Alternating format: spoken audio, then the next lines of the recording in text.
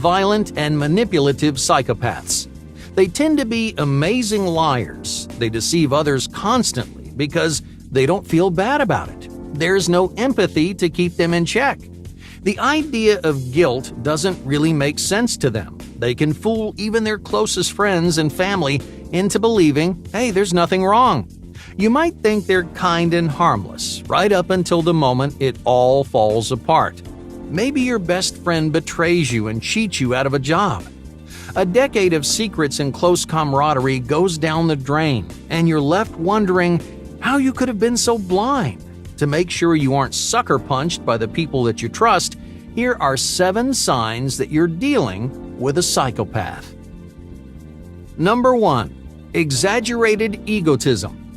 One of the most recognizable signs of a psychopath is their consistent egotism. Now, in their eyes, there's no one in the world who could ever be their equal. They're the best at everything they do. They're 100% certain they could never be replaced. This inflated self-importance comes from the selfish way that psychopaths view the world around them. They think people are always looking out for themselves, and if anyone says otherwise, they're lying.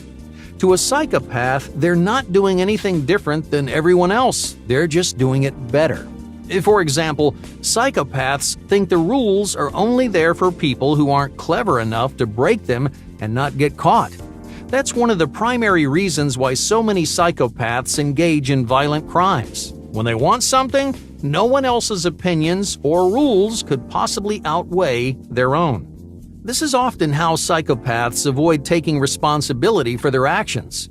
If you were supposedly asking for it, well, they don't think it's their fault. If they go behind your back, they'd blame you for trusting them. Egotism and a lack of responsibility is a dangerous combination, so don't let these 2 psychopathic traits go unnoticed. Number 2. Behavioral chaos. Psychopaths are rarely in control of their own behavior. They endanger themselves and the people around them by following impulse desires and instincts. If you're used to the stereotypical psychopath, this might sound a little backwards to you. The media's version is diligent and calculated. They plan out their crimes to the smallest detail, making sure that nothing ever goes wrong. Well, part of that is true. Psychopaths are exceptionally rational, but they have a hard time controlling their behavior. They're prone to fits of anger and can become suddenly violent. One little insult might shatter their ego, which sets off their explosive temper. When they're angry, psychopaths stop thinking about what they're doing and just do.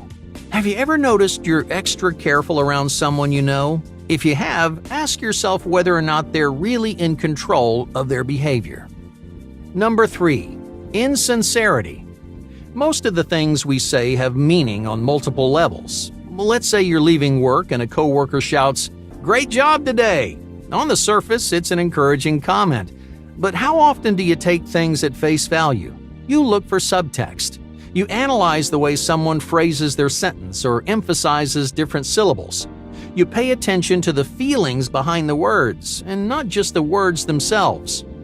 Most psychopaths struggle to put genuine emotion into what they say. Their sentiments are hollow and fabricated. Their emotions might seem fake because, well, they usually are. This doesn't mean psychopaths can't feel. They're definitely capable of emotion. The problem is relating those emotions to the people around them. Imagine a psychopath says something sympathetic like, "There are plenty of fish in the sea." Well, it seems like they're trying to lift your spirits, right? In reality, a psychopath would only say something like this if they have something to gain from you. They're imitating sympathy to motivate you to give them what they want. So even if their words sound the same, the emotional connection just isn't there. So where does this come from? A group of researchers found that people diagnosed with psychopathy also miss out on metaphors and abstract ideas. So if there's a deeper emotional meaning behind something, it will probably fly right over their heads. It's not because they're stupid. In fact, many psychopaths are incredibly intelligent.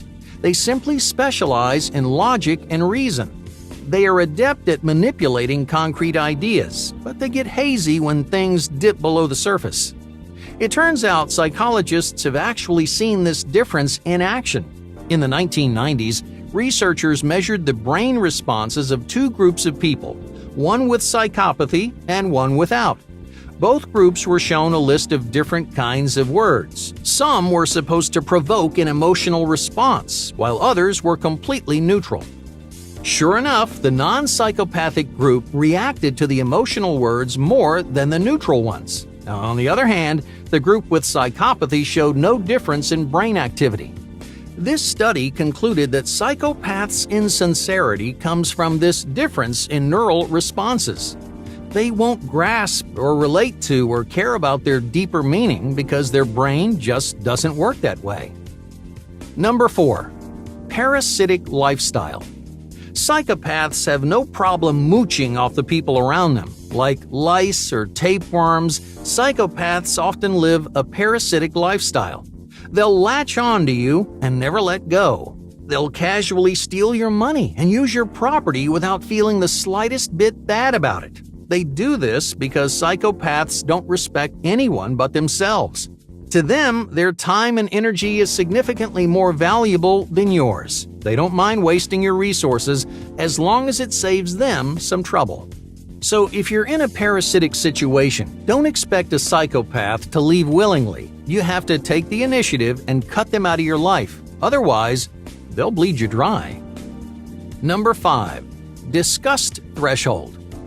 Have you ever wondered how those famous psychopaths could stomach their crimes? Well, most people can't even look at pictures of them. You might be repulsed by the smell of blood, or maybe you feel like throwing up when you watch someone else get hurt. That's how most people react, but psychopaths aren't like most people. On average, their threshold for disgust is significantly higher. In other words, gruesome images and foul smells, well, they don't really freak them out. Something horrifying or heartbreaking for you might not affect a psychopath at all. Psychologists attribute this tolerance to their lack of emotional investment in others. So if someone genuinely doesn't care what happens to other people, they may not be as sensitive to the sights and sounds of suffering. Number 6. Facial attention. If you think someone has psychopathic tendencies, pay attention to the way they look at you. Say you're tearing up about something terrible they said. As you tell them how you're feeling, watch their eyes. Are they looking right back into yours, or are they more interested in staring at your mouth? A study from 2015 found that psychopaths focus on different areas of emotional faces. When someone is being vulnerable, most people automatically make eye contact. But someone with psychopathy would spend more time looking at their mouth. Why? Well, because your mouth gives as much or more information but lacks the same personal intimacy. Psychopaths will subtly disconnect by recognizing your expressions without the emotional bond of actual eye contact. Number 7. Missing distress. Further research into facial attention revealed another interesting weakness about most psychopaths. They're decent at detecting everything from happiness to anger, but there's one emotion that psychopaths rarely notice: distress. According to a 2018 study, psychopaths can't tell when someone is really upset or just faking it. They're significantly less likely to notice if someone is experiencing emotional distress rather than physical. Since they can't process distressed expressions, psychopaths rarely do anything to help. But even if they could tell the difference, researchers came up with another explanation. The same study showed that psychopaths don't really care if someone is actually distressed. In most cases, the psychopath wouldn't help them either way. So if someone you know ignores you whenever you're upset, either they can't tell or they just don't care.